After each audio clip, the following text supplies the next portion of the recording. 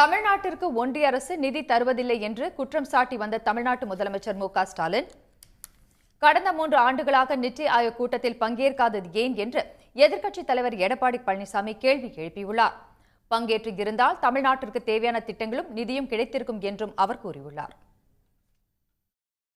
தமிழ்நாட்டிற்கு தேவையான நிதியை மத்திய அரசு வழங்கவில்லை என்றும் பல்வேறு திட்டங்களுக்கு அனுமதி கிடைக்கவில்லை என்றும் குற்றச்சாட்டை சொல்லி கடந்த 3 ஆண்டு காலமாக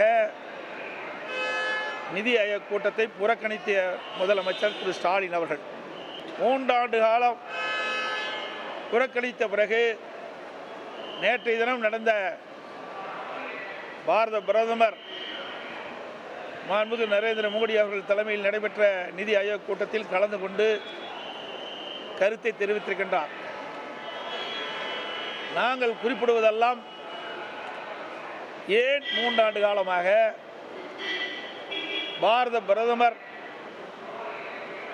மாண்புமிகு மோடி அவர்கள் தலைமையில் நடைபெற்ற நிதி ஆயோக் கூட்டத்தில் கலந்து கொள்ளவில்லை.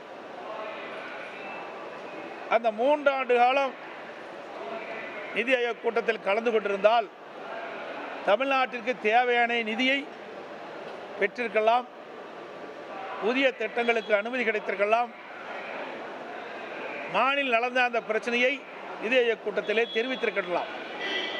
உடனுக்குடன் செய்திகளை தெரிந்து கொள்ள சன் நியூஸ் பெல் ஐகானை கிளிக் பண்ணுங்க.